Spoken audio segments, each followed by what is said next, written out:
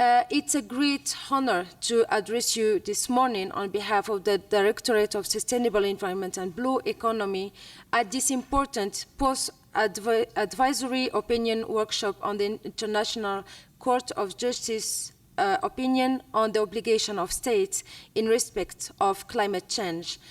And that comes one day before traveling to Belém to represent Africa at the COP30.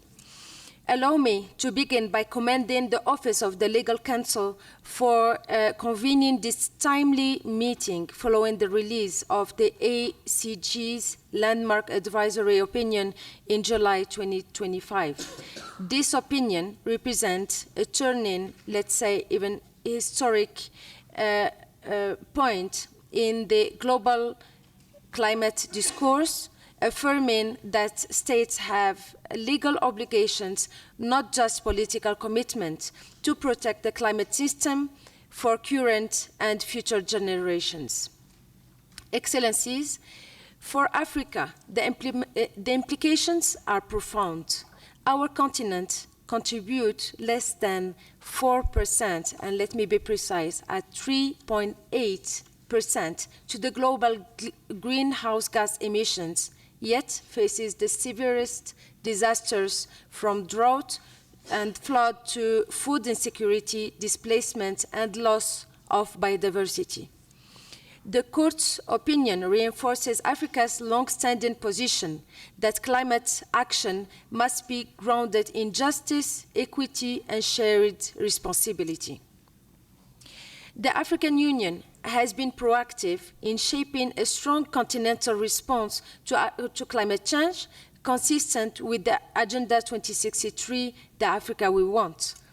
Let me remind some of our key initiatives, among many others.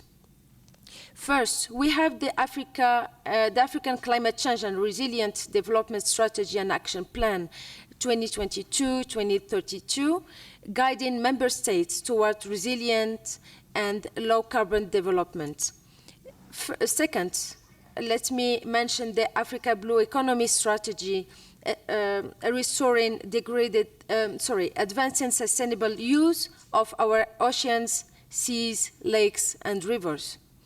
The Great Green Wall Initiative that aims to restore degraded lands and improve livelihoods of our brothers and sisters across Africa. The fourth point that I would mention is the strong collaboration through the African Group of Negotiators and African Adaptation Initiative, and as well as the ongoing work to operationalize the Loss and Damage Fund for Africa's benefit. Through these frameworks, the African Union continues to integrate climate, environment, and sustainable development into one coherent vision.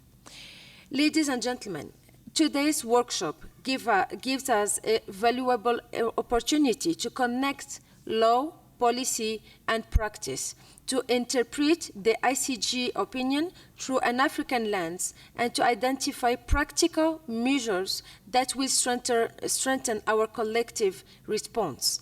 Our Directorate stands ready to work closely with the Office of Legal Counsel and other EU departments to support Member States in implementing the opinion within national and regional frameworks, to enhance cooperation with RECs, and to facilitate access to climate finance, technology, and capacity building that will enable effective action.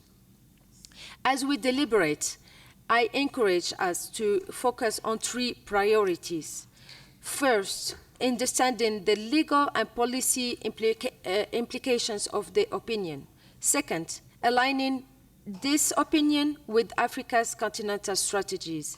And the third is to act together to turn legal obligations into concrete progress for our people and for our planet. As I conclude, let me just say again that this advisory opinion gives renewed legal and moral weight to Africa's climate agenda. Let us seize this moment to transform clarity into action, to protect our shared environment, uphold the rights of our citizens, and advance the goals of the Agenda 2063.